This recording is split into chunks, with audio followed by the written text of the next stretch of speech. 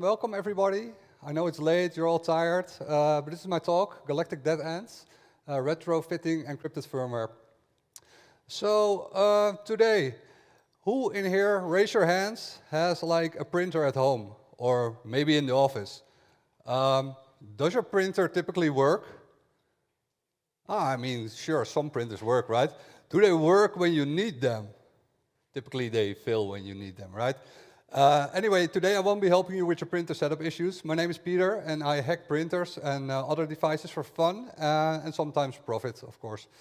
So this talk is going to be divided in two sections, basically. First, we'll talk about breaking this new layer of firmware encryption for Lexmark printers. And then the second half of the talk is about diving a bit more into the security of this security coprocessor that's part of certain Marvell SoCs. So before we start, let's give a quick story timeline. How do we get here, right? So last October, I was contacted by a friend. He said, oh, we have this zone entry and the deadline is tomorrow, but today they released a new firmware update for the printer we are targeting, and now my ROP chain doesn't work, and I cannot decrypt the new firmware. They introduced this new layer, help. I'm like, how can I help? And he's like, well, if you install this backdoor on your printer, that's still running the old version, and then update your printer, hopefully the backdoor will persist across this update, and then you'll be able to pull the files off for me, and we can sidestep this encryption for now. And I'm like, sure, why not? I install a backdoor on my printer that was given to me by you. Why not? That's what friends do, right? So I helped this guy out, I saved this thing, but we sidestepped the encryption by using a backdoor on a previous firmware, etc. So then this year, March, I gave a talk, Nocom Berlin, and I told the whole audience that this new crypto would be broken soon. But I was very much bluffing at this point. I had not actually taken a single second to look at what's going on here. Fast forward a bit again, I got a message from Boris from Kaspersky in July, asking me to submit CFP to SAS, and I said, well, maybe. And I'm like, oh shit, now I actually need some novel research, right? I don't want to recycle content, whatever. So in the span of a week or what, I did some intense research sessions, and then Boris pings me again, and he's like, are you done yet? Where's your CFP entry? I'm like, yeah, it's almost done, it's almost done. Long story short, we are here today, so the research is done to some extent, and let's see what we have. So the old way Lexmark was doing printer firmware updates is they ship this FLS blob, and in there you will find like a stream of ASCII in the format of a PJL stream. It's this printer job language thing, very boring. Anyway, there's a big blob in there. The blob is encrypted using AES, and then the AES keys itself are inside of a header that is RSA encrypted. So I was able to get hold of an older firmware, and I reverse engineered the firmware update mechanism basically, and I was able to pull out the RSA public keys, and I created a tool that's on GitHub that you can use to decrypt these blobs and get the root file system. So yeah, if we run this on an older firmware, it works nicely. It unplugs the various sections, and one of them contains this SquashFS file system. And now you can start your vulnerability analysis because you have the file system. If we do this, same thing, on a newer firmware with this new encryption, you can still see it's able to peel off the outer layers. But then where we typically expect the plain text SquashFS file system, we now find the high entropy blob that has been encrypted in some way. So let's do some recon. If we have a look at the U-boot environment, it contains a bunch of things, but one of these things is the kernel command line. So the arguments that are passed to the Linux kernel running on the printer when it's booting. And they introduced this new thing here, which is a device mapper entry that specifies this crypt root device mapper. And it has some things in there that I don't recognize. It says WTM something something. So what the hell is a WTM? So if we do some more recon, we look into the ROM disk image that's inside this firmware, we find some files that mention key in the file name. Are they keys? Well, of course we cannot directly use them. It's a bit more complicated. There's also some kernel modules And if you have a look at the metadata for the kernel modules, we can see the string Marvell appears everywhere. Also in the proc CPU info on the application processor of the printer, we also see it's a Marvell SoC. Oh, oops, wrong universe. I actually mean Marvell Semiconductor, of course. And another interesting thing is that the init binary, the first thing that runs, like PID1, is written in Rust-lang, so very modern and super annoying to reverse engineer. So let's do some open source intelligence. I found on Google this FIPS security product sheet or whatever, and it mentions this WTM, Wireless Trusted Module, that can do a whole bunch of blah, blah, blah, cryptographic engine, this, and that. And the WTM secure firmware is responsible for device trusted boot, access control, authentication, and key management. Great, let's put a sticker on this. This must be very secure, right? Doing some more Googling, I found this patent filed in 2008 by Marvell, and it mentions a trusted modular firmware update using digital certificate. I have no idea what this means, but there's very unhelpful flowcharts in there that don't tell me much either. Doing some more Googling, I found out that there's this thing, maybe some of the older people here remember it, OLPC. It's a laptop that was made for giving access to affordable computing in developing countries.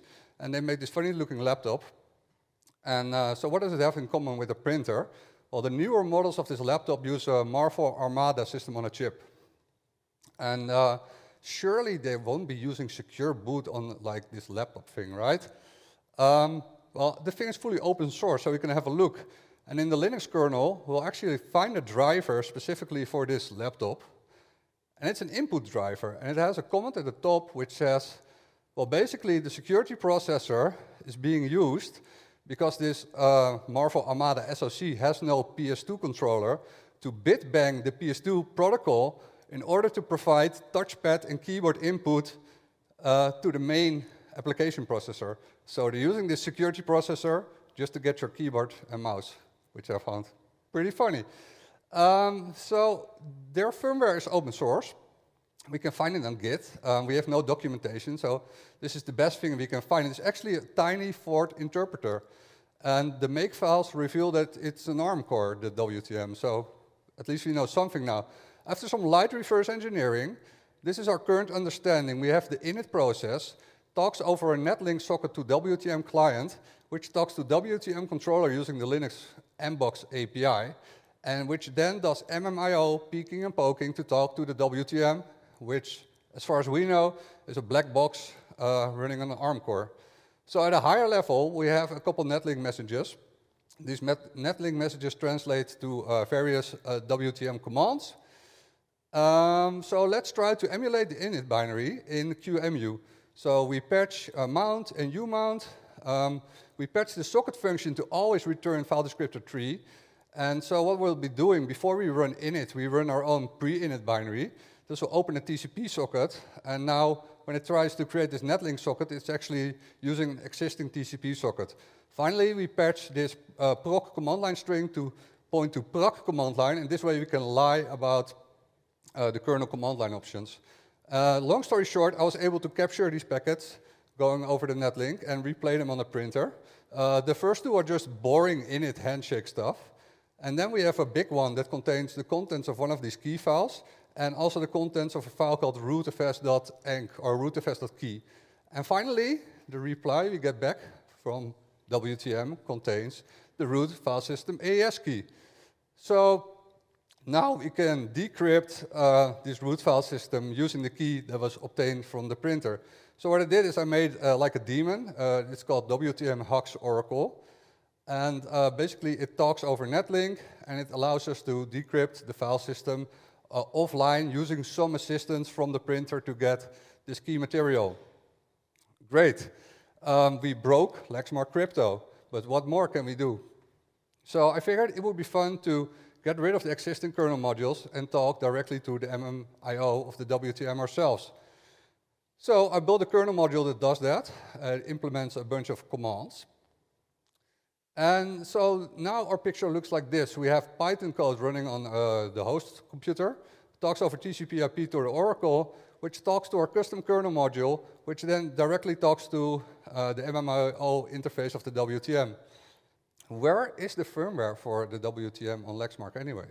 So initially I missed this, but then when I refined my unpacker script, it was staring at me right in the face. There's an additional CPIO archive containing some files, some WTM kernel modules that I had not seen before, and a Linux kernel version string I had not seen before either.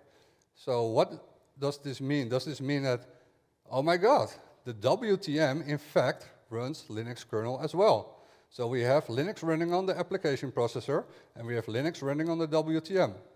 And now we can start reverse engineering this firmware. So we saw a couple commands before, but there's actually many more. Here you can see a full list of all the commands. So I started updating my script and trying to play around with it. Now we update the diagram. We now know that WTM is a gray box running Linux. So back to this key derivation, right? It uses a single netlink message that translates into 3 distinct WTM commands. And yeah, one of them is called WTM unwrap load. So let's look at the high-level re-implementation of this function.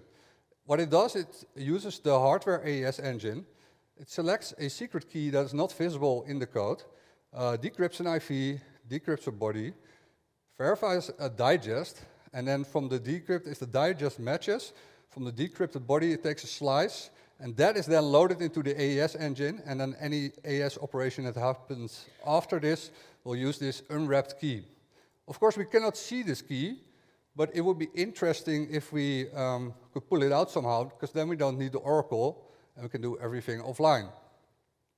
So I did some more digging, and I found these commands that are related to storing and saving engine context. What does that mean? Engine context is basically the full register space of one of these crypto peripherals. So you have one for AES, RSA, SHA, etc. Conveniently, we can call this store context command, which will preserve the entire AES register space and put it into DRAM, where we can actually retrieve it again using the application processor. So this way we are able to actually leak out the unwrapped AES key that's normally not supposed to leave the WTM, and now we can fully decrypt these firmware updates offline. Of course, this only works as long as the wrapped keys are not updated. But what Lexmark has been doing so far is they have been updating the encrypted root file system keys that have been encrypted using these wrapped keys, but they are not updating the wrapped keys themselves. And even if they do, we can just repeat this trick to get the new unwrapped keys. But why stop there? I mean, it would be cool if we could get arbitrary code execution on the WTM itself. And so there's many, like you saw on the slide before, there's so many commands. So surely if we start reverse engineering them, we will find some good bugs, some memory corruption, logic issues like we found before, something that can help us to get arbitrary code execution on the WTM. But that got me thinking a bit, right? So since the WTM is running Linux, surely they cannot be running all of Linux from like this tightly coupled SRAM that's only accessible to the WTM. So does this mean that WTM has some dedicated DRAM? No, it does not. The WTM shares the DRAM with the application processor. So the unsecure processor and the secure processor share the same big blob of DRAM. And the unsecure processor, or the AP, can write to this full region of DRAM. So by design, we can get free arbitrary code execution on the secure processor from the unsecure processor by just overwriting its code in memory. So yeah, that's what I did. I looked for a command that's not really used, and I overwrote its handler. So I designed the world's dumbest implant. Basically what this does is it adds 2 additional subcommands to this command that we hijack. And one is read 32 for peeking, and the other is write 32 for poking. And this way we have a convenient way going through our Rube Goldberg machine that talks using Python to TCP/IP to kernel module to the WTM to directly read and write anything from the WTM address space as if it was executed by the WTM itself. So, to illustrate this works, I figured the best way to do it is to grab some secrets. Like I said, we have this nice Rube Goldberg machine, so at a very high level, we can implement in Python some relatively tiny scripts that, for one, allow us to dump the full boot ROM. So if we want to look for boot ROM vulnerabilities in WTM, it's now possible. And on the other hand, I figured while I'm here, might as well grab the OTP and eFuse data. Yeah, so that's about it for today. So let's sum up. We broke this new Lexmark firmware encryption. In the process, we learned quite a bit about Marvell WTM. And of course, some questions remain, like, how is this a hardware key that we cannot see? How does it work? So my theory is it's derived from the OTP data. But so far, I've not been able to reproduce like a successful hit that matches. But surely it can be figured out. But in the end, for us, for me, for decrypting firmware for Lexmark, it's not that interesting. I mean, I can always grab the new unwrapped keys using my trick. Yeah, and finally, I'd like to say, device vendors, if you have a device out there that's already been pwned over and over and over and over, and you're going to decide halfway through the life cycle of your project to add some crazy new encryption because there was a chip that you were not using previously, you're going to have a hard time because we already have code execution on your hardware. So it's only a matter of time. It's probably a more better investment to improve your overall product security and prevent like RCE and stuff from happening than frustrating researchers by adding these types of layers. And if they do, I'm surely will have a look at it. So this was the fast-forward version of this research. 20 minutes is not a lot. So I will be publishing a two-part blog post on my website, hux.in. Make sure to check it out if you are interested. And obviously, all code will be published after the presentation on GitHub as well. Finally, no paper or ink cartridges were used or harmed or in any way during this research. Save the trees. That's all I have for today. I would like to thank Sascon for having me. I would like to thank Boris for inviting me. It's been a great conference, a great ambience, great people. If there's any questions, I will take them now. If you're afraid to ask questions now, you can always find me after the talk and we can talk in private. Thank you.